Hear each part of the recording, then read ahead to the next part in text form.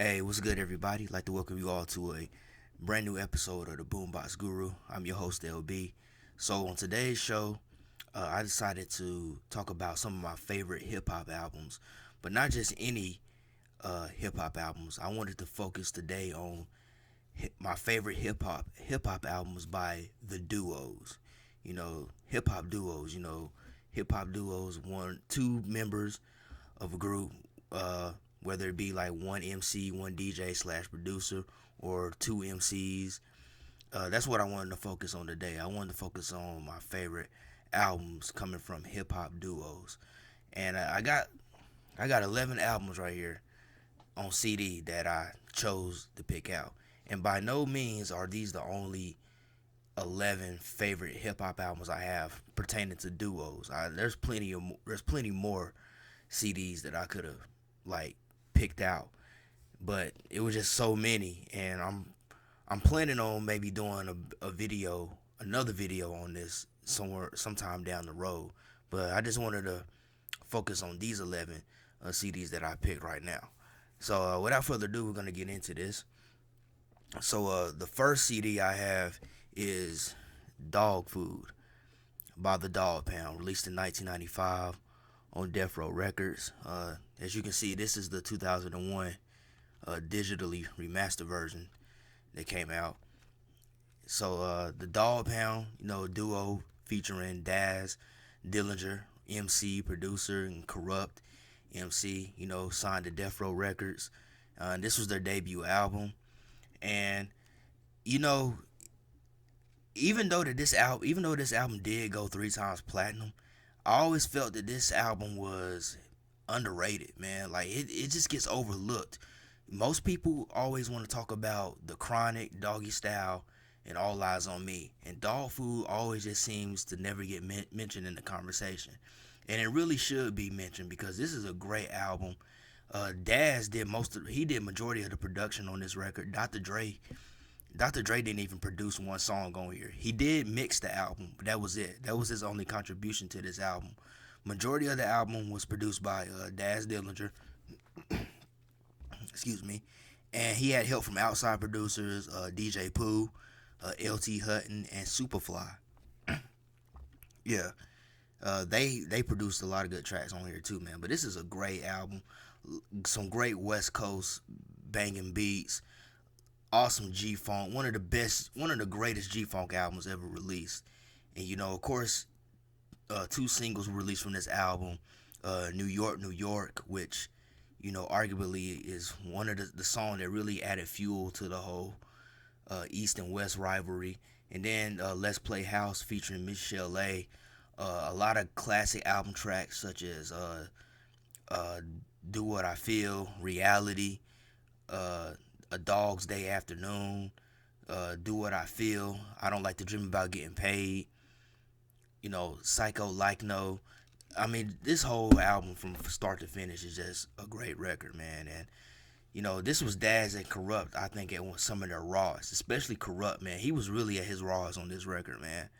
But just a wonderful record, man, that needs to get talked about and mentioned more as far as classic West Coast hip hop albums, especially from that Death Row era. So definitely, if you've never listened to Dog Food by the Dog Pound, I highly recommend that you go check it out.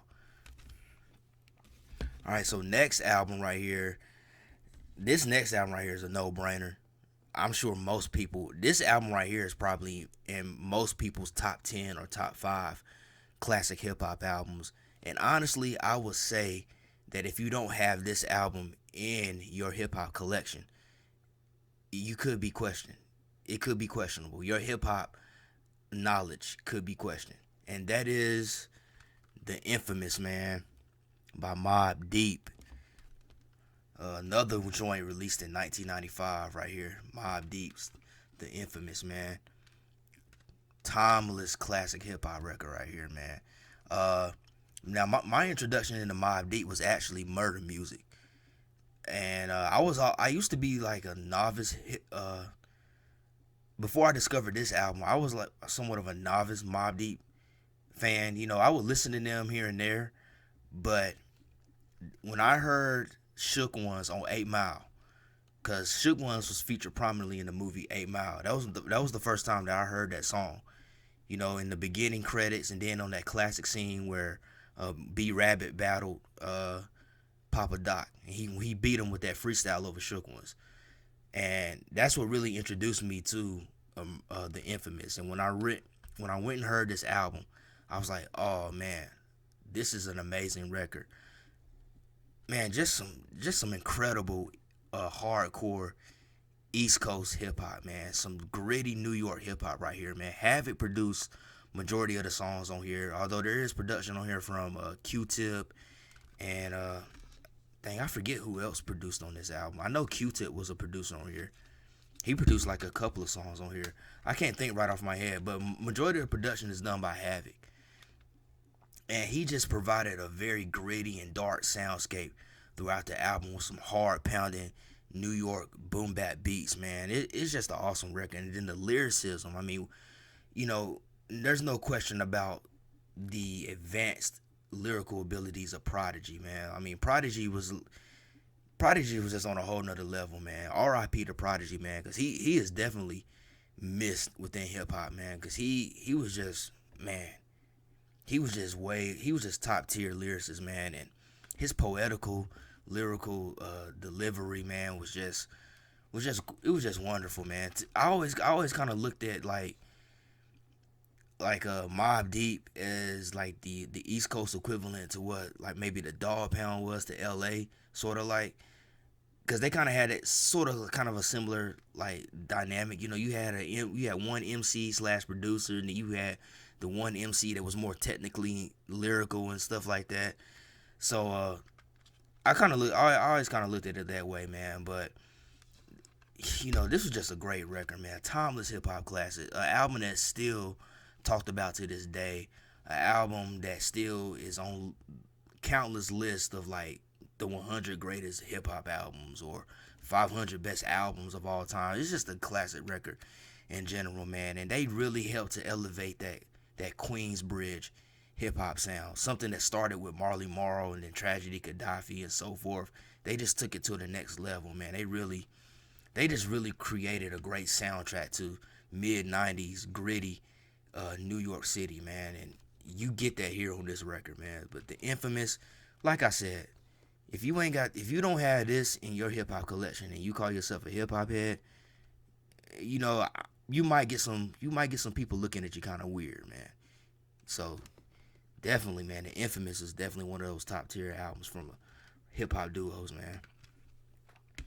All right, next album, and this record right here is probably another one that I would say if you don't have this in your hip hop collection, man, I don't know, I would be a little bit skeptical if I didn't see it. But to each his own. Nocturnal by Helter Skelter, released in 1996, man. Helter Skelter, part of the Boot Camp Clique out of Brownsville, Brooklyn. Members, the Rockness Monster. And then at this point known simply as Rock. And then you got Sean Price, the late great legendary Sean Price, who also was going by Ruck at this time. This is their debut album, released in 1996 on Duck Down Records / Priority. Man, now, again, man, to me, this is in the same vein. I kind of put this in the same vein as the Infamous, because I wouldn't say it's as dark as the Infamous. It's kind of a dark album, but it's got the beat miners, the producers of this record, they provide those like kind of gritty boom bap, hardcore New York City, mid-90s beats, man. It's just awesome. It's just an awesome record, man. This is another record that is the epitome of mid-90s New York City hip-hop right here, man.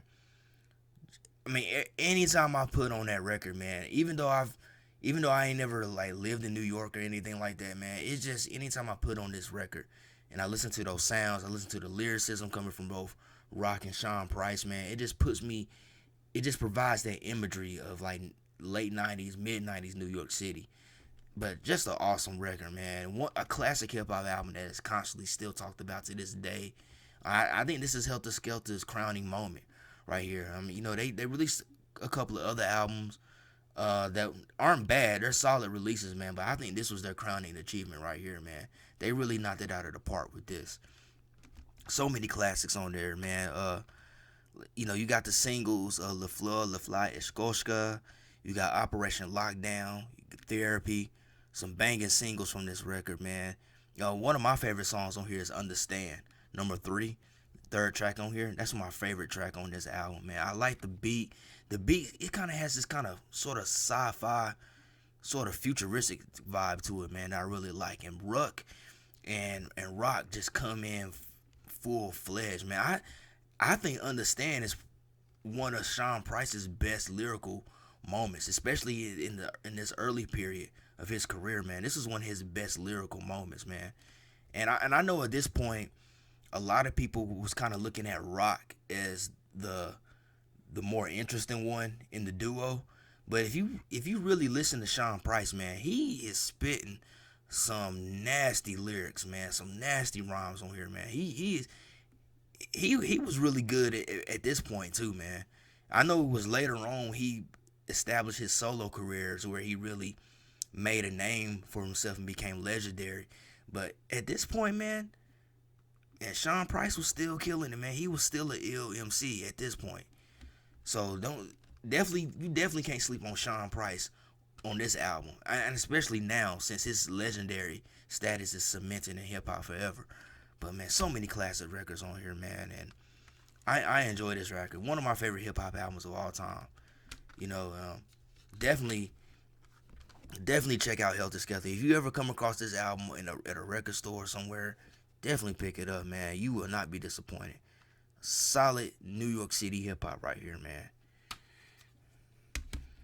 Right, next album, and yeah, man, this is another great album right here, man. I remember one of my friends, an older friend of mine, man. He was the one that told me I should get this album because I had never heard the whole album. I only knew that one single, and he told me, "Say, yeah, that whole album is tight from front to back, man."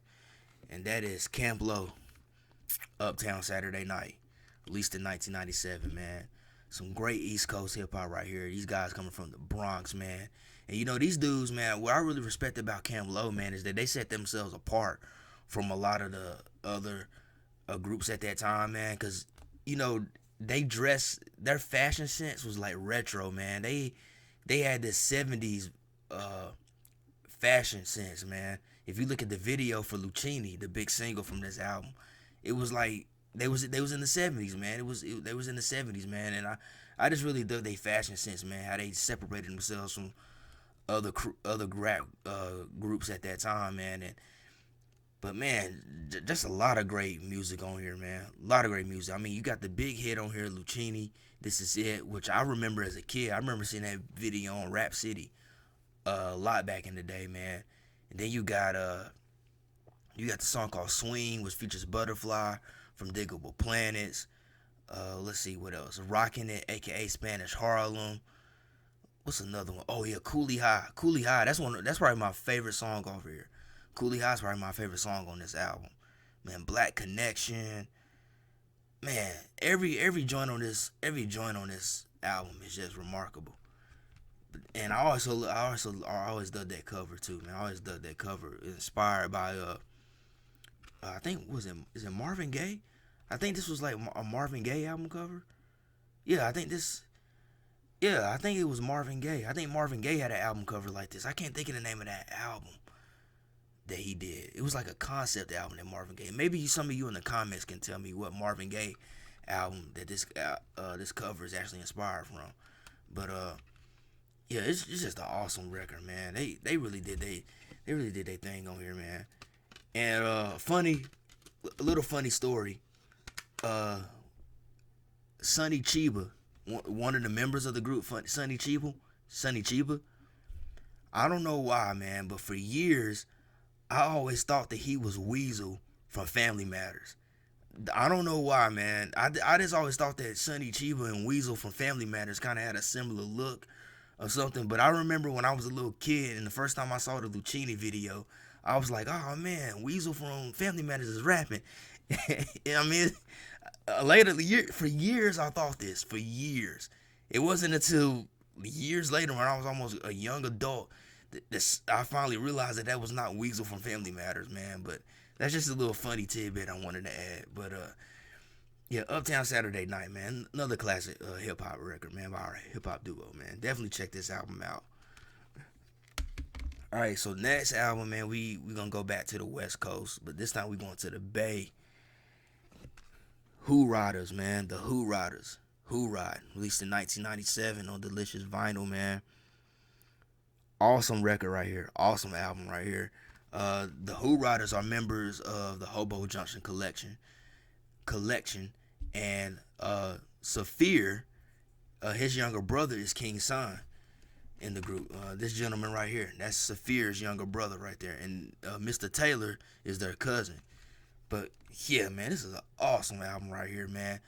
And these dudes, if you know anything about Hobo Junction was full of lyricists. I mean, come on, they were led by Saphir, so you couldn't be a whack rapper being a part of that crew. I mean, they were similar to like Hyro, and we all know the legendary battle between Hyro and Hobo Junction. Although it was more like Hyro against Saphir, which, in my personal opinion, Saphir crushed every member of Hyro.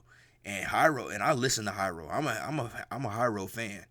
But yeah. Anyway, going back to the Who Riders, man, the Who Riding album, great record. And I was actually surprised that it came out on Delicious Vinyl, because it was pretty. They hard. There's some hardcore rappers and spitters, man. They a lot of stuff they talk about is the street life and gangster stuff. But it came out on Delicious Vinyl. A lot of nice bumping West Coast beats, G-funk, mod music, but also they also blend that with some like East Coast style boom bap type tracks. Let's see, one song in particular, Taxin', one song in particular, and I think Stacking Dollars. But there's a few songs on here that have like that East Coast kind of boom bapish type vibe to it, and both King Son and Mr. Taylor, they're spitting some very advanced lyricism on here, man. So they're not your typical West Coast MCs. Like these dudes are lyricists. They're top notch lyricists, man. And being part of the Hobo Junction, they got to be. But yeah, definitely a classic record right here. Who Riding by the Who Riders, man. And I think probably one of the more underrated albums too on here. I never really hear people talk much about this record a whole lot, but definitely a classic hip hop album that you definitely should check out. Now we're going down south with this one, and that is 8 Ball and MJG, Coming Out Hard, released in 1993, and this is their debut album on Suave House Records. Yeah, man. Honestly, man, MJ Ball and G got a lot of classic albums. So, if I do another list, man, I'm pretty sure another one of their albums will definitely make another one of these lists, man. But I wanted to go with this one because Coming Out Hard, to me, this album right here is a legendary album because it was a pioneering record. I think it really helped shape the sound of Southern hip hop, because if you listen to the beats on this record, the beats sound a lot like trap beats. They sound a lot like trap beats. And this was in 1993, man. So this was almost 30 years ago. Almost. We're close to 30 years when this album came out. But that sound, those beats, man, those kind of I'm trying to describe it, man.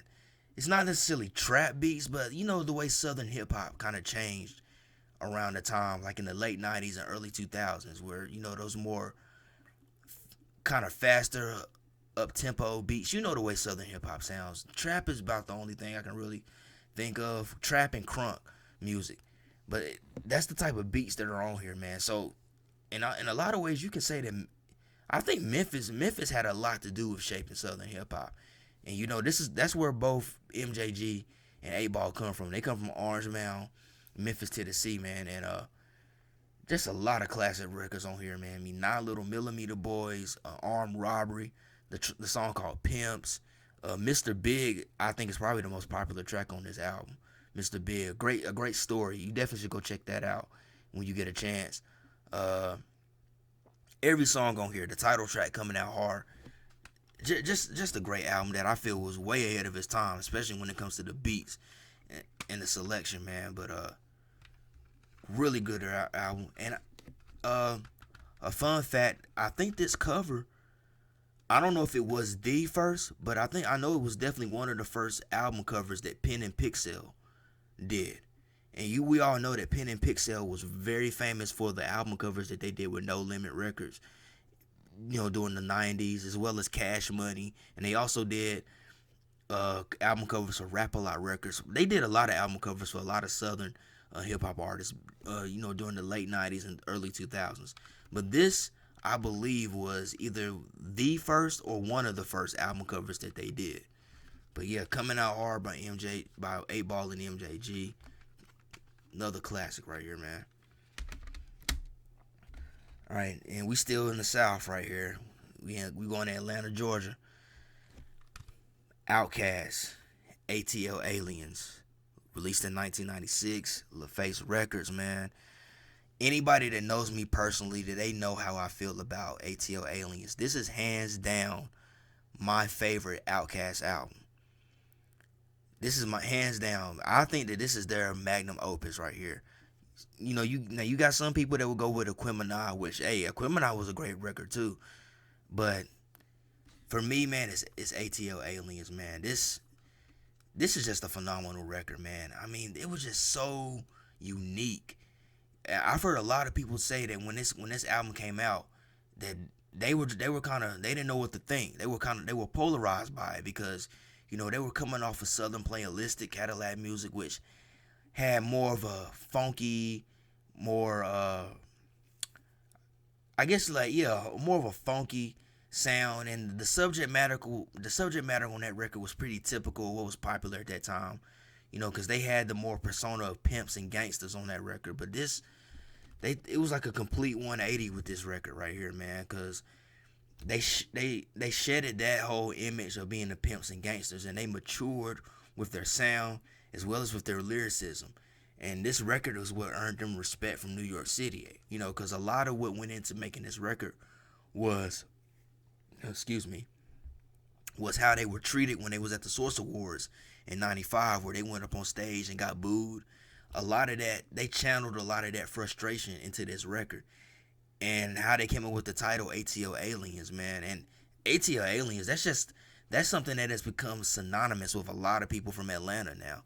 Because I've heard I've heard a lot of people from Atlanta call themselves Atl Aliens. Ludacris has done it. I've heard Future do it. I've heard a lot of artists from Atlanta call themselves Atl Aliens. But they just did such a remarkable job on this record. And this was the first album that Outkast actually started to do their own production. The two biggest singles from the record, the title track Atl Aliens and Elevators, Me and You, were both produced by Outkast. And they just took a whole different direction, man. It's not so much of the funkiness of the previous record. This time, they're adding in elements of sort of like East Coast boom bap, which is something that I get from the song Two Dope Boys in a Cadillac. But then you got songs like Elevators, which is has this kind of reggae dub influence, and there's even elements of trip hop in a lot of the songs, man. And they just created this whole extraterrestrial sci-fi soundscape to further invoke the theme of this record, man. And the lyricism, man, they stepped it up so much on this record, man. They just really came into their own as MCs on this record. And I read where Goody Mob Soul Food that came out the prior year is what really made them want to take it to a different direction. That album was a huge influence on what made them want to mature as songwriters and as MCs and artists on this record, man. But yeah, Atl Aliens, man, hands down my favorite Outkast, and hands down, in my opinion, I think the best Outkast album out there. Oh yeah, and this year's the 25th anniversary of this record too. So they're putting out vinyl releases and stuff. So I thought about maybe buying it, but I don't know. But yeah, I forgot this year is the 25th anniversary of this album's release. So the next album, we still in the South, but this time we in Texas, man. UGK, Riding Dirty. Released in 96, man, on Jive Records, man. Again, this Goody Mob Soul Food was also a huge influence on UGK in the direction they took with this record, man. If you listen to this album, there's a lot. The musicianship and the sound on here, like Pimp C's production and everything on here, it's just he just took it up to a whole nother level compared to the prior two albums, man. He took it to a whole other level, man. It's like a lot of that soulfulness is more invoked on here. Just a great record, man.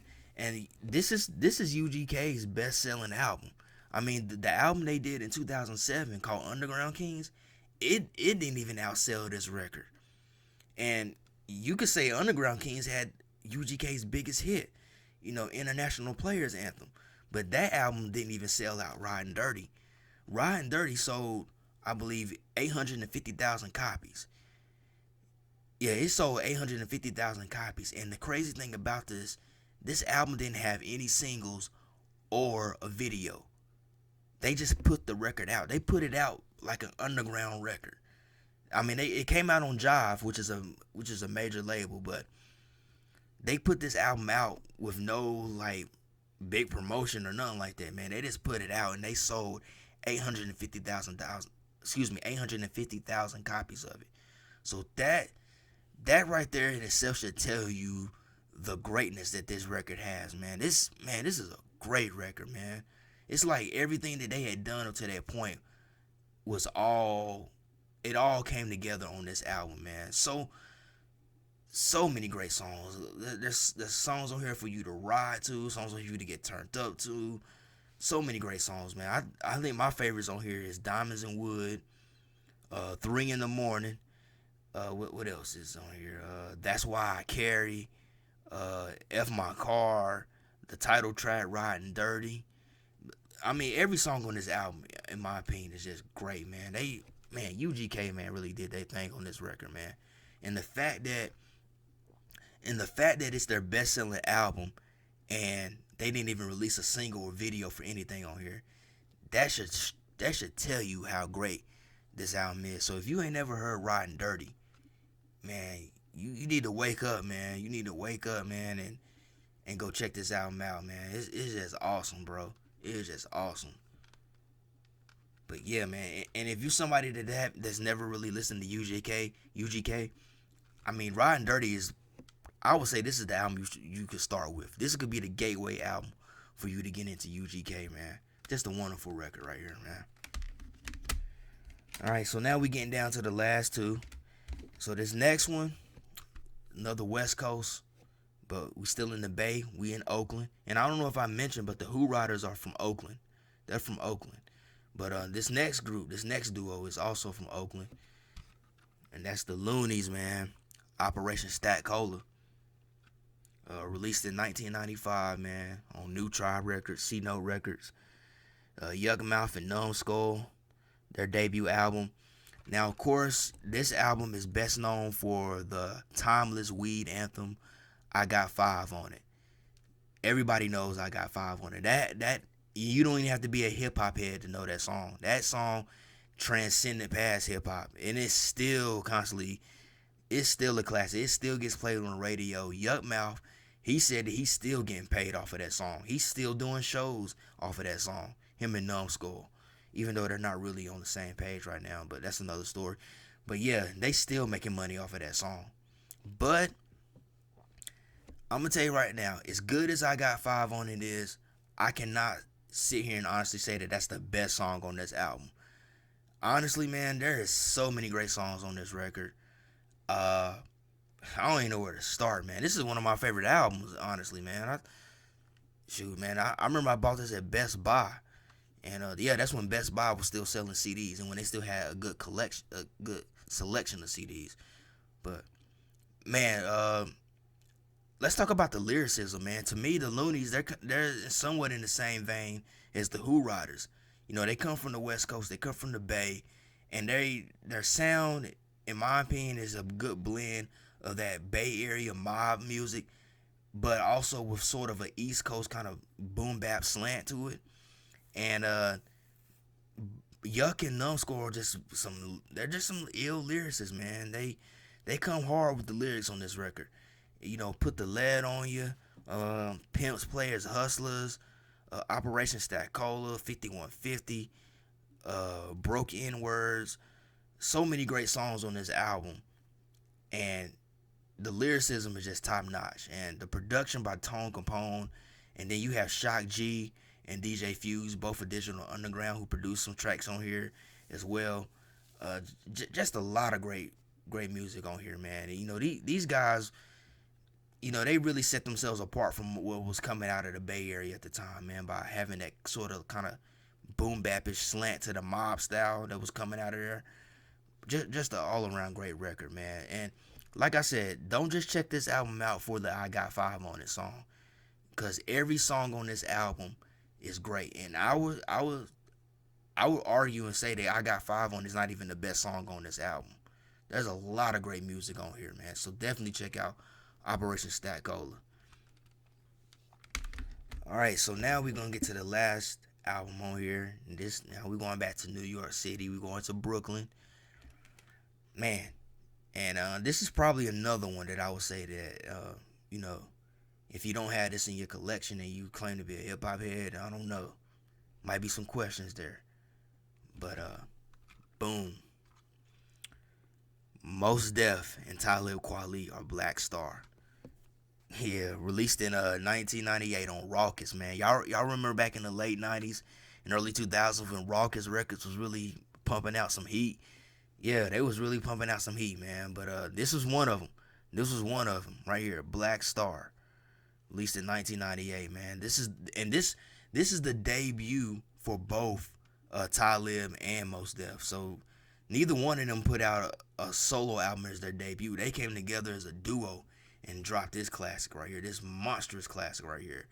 Man, I remember the song Definition / Redefinition. I remember that video getting played on MTV2 back in the day a lot. And the same homeboy, older homeboy that told me about Camp Lo, he also told me about this album. He said, yeah, man, if you ain't never heard that whole album, yeah, definitely get it, man. That album is good from start to finish.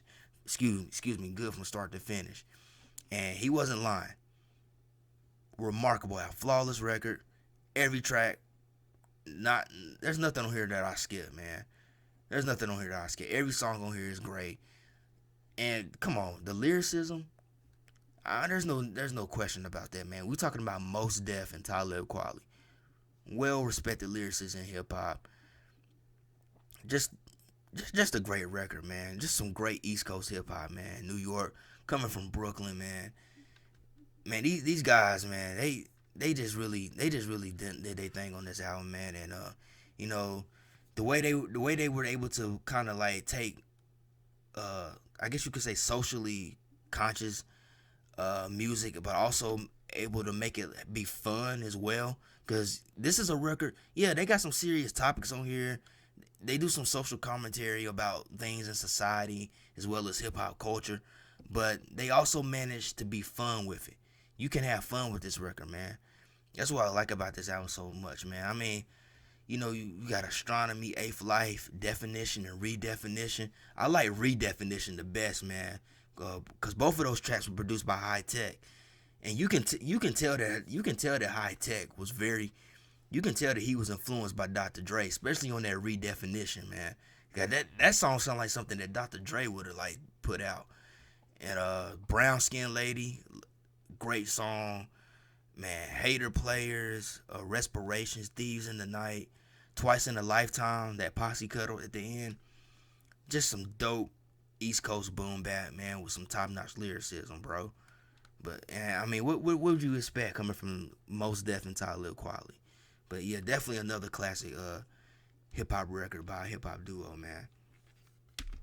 And so that's it for my my favorite hip hop albums by the duos. And like I said in the beginning of this video, man, that by no means are these my only favorite hip hop albums by hip hop duos, man. There's plenty of other ones in my collection that I could I could have talked about, but man, we would have been sitting here for like an hour. So uh, I'll probably do another video on that same topic sometime down the road, man. But yeah, I hope you guys enjoyed this video, and I hope if there's any of these albums or any of these duos that some of you are familiar with, I hope this video can be a gateway for you to maybe check out these artists and check out their albums and send you on a journey into digging into their discography more. Because that's also a big part of why I do this channel as well, is to try to put people onto good music out there, whether it be rock, metal, hip hop, whatever. That's one of the biggest things that I want to do with this channel, is to put people on to great music. So I hope you guys enjoyed this video. Hope you guys will check out some of these albums that I just showed, recommendations. And as always, hope everybody has a blessed day and a blessed week.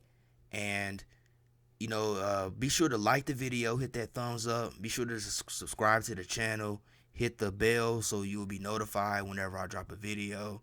And as always, love, peace, and music. And check me out on Instagram. I also have an Instagram page that I'm always constantly posting on, and you can find that link there in my description, as well as to my Facebook group and also to my Twitter account. So definitely check me out there. Love, peace, and music. Hope everybody has a great day. Be safe out there. Love you all. Peace out.